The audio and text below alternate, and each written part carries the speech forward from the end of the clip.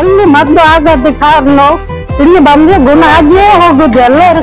ಇವಾಗ ನಿಮ್ಗೆ 100 ಅಲ್ಲಿ ಎಷ್ಟು ಪರ್ಸೆಂಟ್? ಈಗ ಮೊನ್ನೆ 100 ಇತ್ತು, ಈಗ 140 ಆಗಿದೆ. 100ಕ್ಕೆ 140 ಇಂಪ್ರೂವ್ಮೆಂಟ್ ಆಗಿದೆ.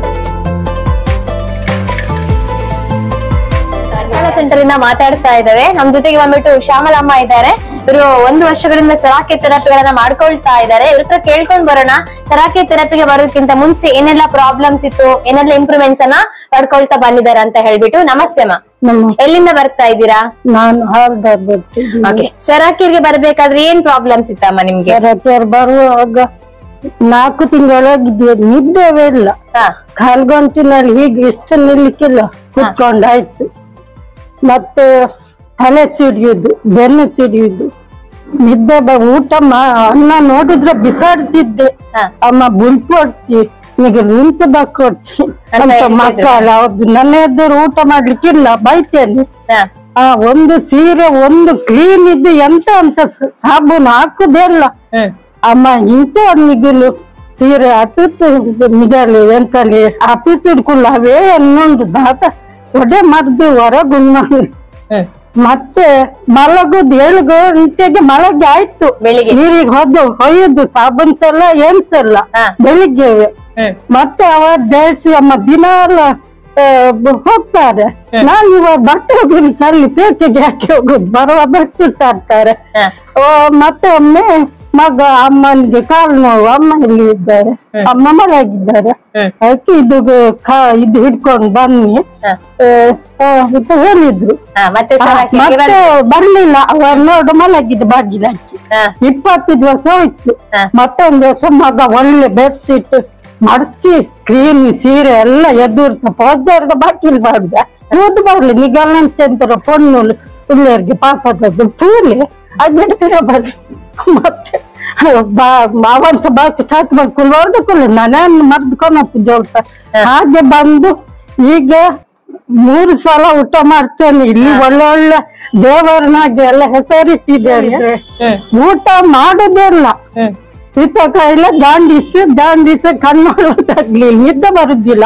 ಡಾಕ್ಟರ್ ಏನ್ ಹೇಳ್ತಾ ಇದ್ರು ನಿಮ್ಗೆ? ಡಾಕ್ಟ್ರು ಬರತ್ತೆ, ಡಾಕ್ಟ್ರು ನೀವು ಇನ್ನು ಮಲಗು, ನಿಮ್ಮನ್ನ ಎತ್ತಿ ಎಲ್ಲ ಇಡೀ ಜೀವದೆಲ್ಲೂ ಸಾಯದಿದೆ, ನಿಮ್ಗೆ ಎಲ್ಲಿ ಮದ್ದು ಸಹ ಆಗುದಿಲ್ಲ ಅಂತ ಭರತೇಶ್ ಹೇಳಿದ್ರು.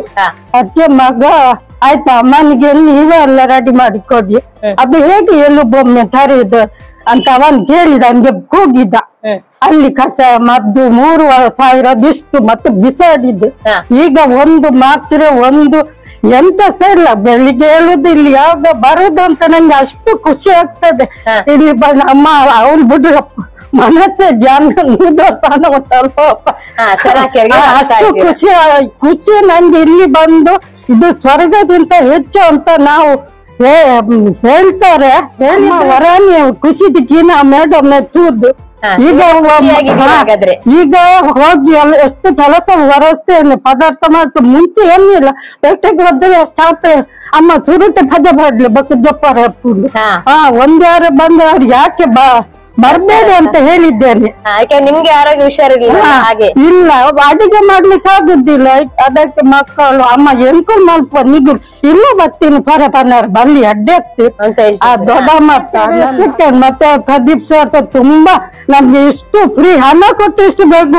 ಅಮ್ಮನ ಎತ್ತು ದುಡ್ಡು ಹೇಳ ಮಾಡ್ತಿದ್ದೆ. ಅಮ್ಮನ